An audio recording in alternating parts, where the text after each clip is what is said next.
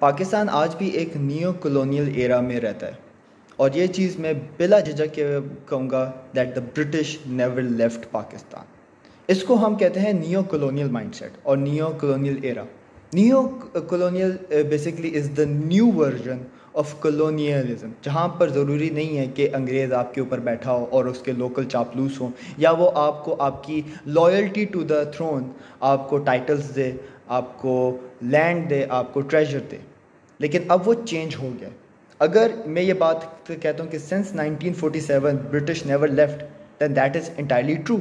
उसकी वजह क्या है? क्योंकि जिन लोगों ने 1857 के बाद से लेकर टिल 1947 बरतानिया को सर्व किया, उनको सियासत में हिस्सा दिया, उनको टाइटल्स दिए गए, उनको बड़ी बड़ी ज़मीनें दी गई और आज उन्हीं के बच्चे हमारे ऊपर सियासतदान के नाम से सर्व करते हैं और वो उन्हीं के माइंडसेट को सर्व करते हैं। क्या वजह है कि जिन लोगों ने हमारे आबाओ अजदाद को मारा, हमारे हाथ से ट्रिलियंस ऑफ डॉलर इकट्ठे करके अपने मुल्क में भेजे, हमें गरीब कर दिया, हमें जमहूरियत जैसी एक बीमारी दे गए, हमें करप्ट निज़ाम दे गए और एंड में जी कहते हैं कि we gave you two things, we gave you democracy and we gave you the train. उसके अलावा और क्या था? And you threw us under the bus. तो बात सिर्फ ये है कि we still are in a neo colonial mindset. इसकी मैं अगर आपको बड़ी एक एग्जांपल दूं कि बेशक हम लोग आज़ाद हैं, ऐसे ही बहुत सारे आज़ाद ममालिक अफ्रीका के अंदर हैं, लेकिन they still serve under the colonial mindset. उसकी मैं सबसे बड़ी एग्जांपल आपको ये देता हूँ कि अफ्रीका में जो फ्रेंच कॉलोनीज थी जो बाद में आज़ाद हुए, अभी अफ्रीका के अंदर कोई भी ऐसा मुल्क नहीं है जो अभी भी आपके यूरोपियन एम्पायर्स के अंडर हो, लेकिन they still give colonial tax. For example French colonies, former French colonies still give $500 billion per year in tax to France.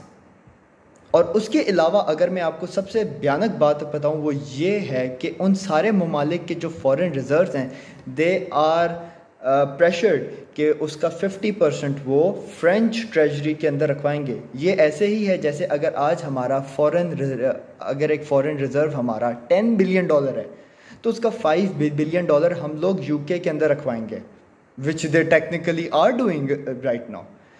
They are actually harboring and protecting terrorist, corrupts, absconders, ठीक है। और हर किस्म का चोर जो यहाँ पर होता है वो लंदन में जाकर बैठता है। पाकिस्तान में अगर आजकल कोई रजीम चेंज का एक तस्वर पैदा हुआ था, वो इसीलिए हुआ था क्योंकि they don't want to lose their former colonies. और अगर आपको लगता है कि UK will still be like यार हाँ हमें वो चाहिए है, they are still going for it. जिन जिन ममालिक ने अपने आप को कॉलोनियल माइंडसेट से निकालने की कोशिश की, B it Iraq, B it Syria, B it Libya, B it Burkina Faso, सबसे फेमस एग्जांपल है उसकी।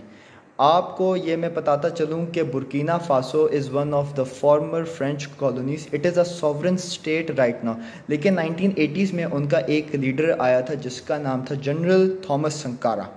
थॉमस संकारा ने 1980s में आकर बुर्किना फासो को IMF और वर्ल्ड बैंक से निकाला, लेकिन फ्रांस को ये चीज़ हज़म नहीं थी और उन्होंने उसी के डिप्यूटी से उसको मरवा कर वापस बुर्किना को फ्रांस और IMF और वर्ल्ड बैंक में सबमिट करवाया। Neo colonialism is now controlled through economy. हमारा कितना मनी लॉन्ड्रिंग वाला पैसा यूके जाता है, हमारे कितने चोर यूके जाते हैं, हमारे कितने करप्ट लोग यूके जाते हैं। रजीम चेंज जो अभी हुई थी ऑफ रिमूविंग इमरान खान, उसमें यूके का बहुत बड़ा हाथ था, क्योंकि they knew for a fact कि अगर पाकिस्तान आज अमेरिका के सामने खड़ा हो रहा है, कल को वो हमारे सामने भी खड़े होंगे। And with the death of queen Elizabeth I would say इसको बहुत बहुत रुझान में मिला है, क्योंकि अब दुनिया में एक एंटी मोनार्किस्ट वेव, एक एंटी मोनार्किस्ट कैंपेन शुरू हुआ हुआ है, जिसमें आज हम उन सारी चीज़ों को याद करते हैं कि इन सारों ने आकर हम पर कैसे बर्बरियत की, हमें लूटा, हमें मारा, हमें कत्ल किया, हमारी माओ बहनों की इज़्ज़त को पामाल किया उन लोगों ने। और आज हम उन्हीं के सामने खड़े होकर जी कहते हैं कि her majesty, to hell with her majesty and to hell with her throne. Pakistan ने अगर आज़ाद होना है तो हमें हर किस्म के शैकल्स में से निकलना होगा। और सबसे इम्पॉर्टेंट यही है कि हम अपने फॉर्मर मास्टर्स को ये चीज़ कहें कि हम आज़ाद हैं। हम बेशक भूखे हैं, हम बेशक नंगे हैं, हम बेशक गरीब हैं, लेकिन हम आज़ाद हैं। हम अपने फ़ैसले ख़ुद करना चाहते हैं और जानते हैं। लेकिन मेरे ख़्याल से जो उनके लॉयलिस्ट हैं, जो चापलूस हैं, जो यहाँ पर अभी भी हमारे ऊपर राइज हैं, वो नहीं चाहते कि उनके मास्टर्स को कोई गाली दे, कोई उनसे कहे कि पाकिस्तान से निकल जाओ। अल्लाह पाकिस्तान का हामी हो, नासिर हो। पाकिस्तान जिंदाबाद।